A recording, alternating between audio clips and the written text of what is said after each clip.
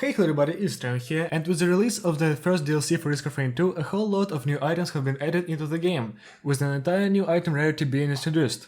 But you have heard all that already, because I am far from the first one to make a video on the matter, and the DLC has been out for over a month now. So let's cut to the chase. The new Void item rarity has brought us many items that come at a cost of corrupting old ones, and while something like the Wangas is an easy pick, as it corrupts a fairly underused item on most survivors, the Singularity Band is ballsy enough to corrupt both the Runald's and Kjaro's bands, two staples of damage dealing in Risk of Rain 2. So, is it a worthwhile trade? Well, let's find out. Step 1. Understanding the item.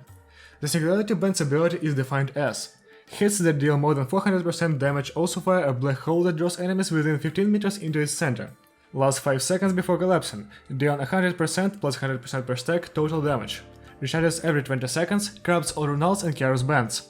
Like its predecessors, the Singularity Band requires a strong hit to proc, and runs on a cooldown, albeit the duration is twice as long as the Runald's and Kjaro's. Its main use is for destroying large groups of monsters by making sure they all feel the damage from that 180G unless a wisp has been hit by above them. Alternatively, if you barely have any good burst damage, you can use its effect for crowd control, which is especially good for the Railgunner, and her specials, which pierce indefinitely and should take care of any non-boss threat in one hit. But is it better than the effects of Runald's and Kjara's? Step 2. Comparison. The main problem people have with this item is the slow damage. With one stack, the Singularity Band's explosion only deals 100% of the total damage of the hit that procced it, which is far inferior to the 250% that one stack of Runald's has.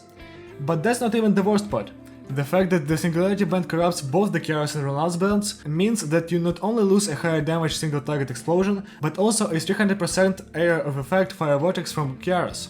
Giving up all of this for just 100% of AoE damage seems like a bad decision, but let me clear some things up. Step 3.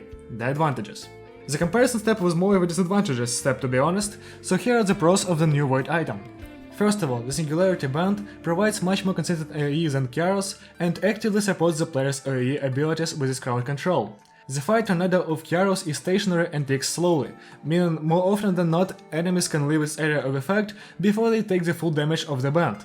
This especially applies to the Matrix fight, where the Lunar Crackhead is constantly running at Mach 3 and barely even takes a hit from Kjaro's before dashing into your face.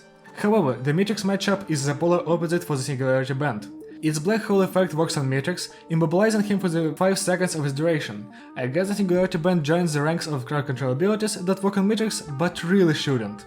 Coupled with root from sources like Rush's Special, Hooks of Heresy or Tentabobbles, Singularity Band can completely hold Matrix's movement, while doing decent damage to him as well. And now, the biggest reason for the Singularity Band's superiority. The proc coefficient. Yes, you heard that right. The Singularity Band can proc other items on hit.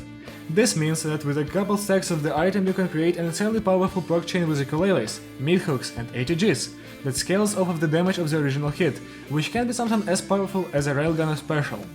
The coefficient is 1.0, meaning that the chance of this happening is by no means low. While creating proc chains after a straight-up damage multiplication is an incredible ability on its own, a secret tech lies in the Singularity Band's proc coefficient. You can, in fact, proc the band off of itself, meaning with at least 2 Singularity Bands, a couple of fuel cells and a blast shower, you can reach exponentially growing damage. This is the most effective way of killing both final bosses in Risk of Rain 2, and the strategy becomes to just use blast shower whenever you have the Singularity Band cooldown debuff and watch both bosses succumb to a greater power. TLDR was on paper, but is actually more convenient and can reach infinite damage. So yeah, that's about it for the Singularity Band. The item is really good, I hype it up a lot. If you plan on beating Matrix early, especially, you should take the band because the immobilization is just that powerful. And yeah, thank you for watching, and if you want me to cover another item that you like and think that people underestimate or whatever, I will love to hear that in the comments. And yeah, I'll see you around. Goodbye.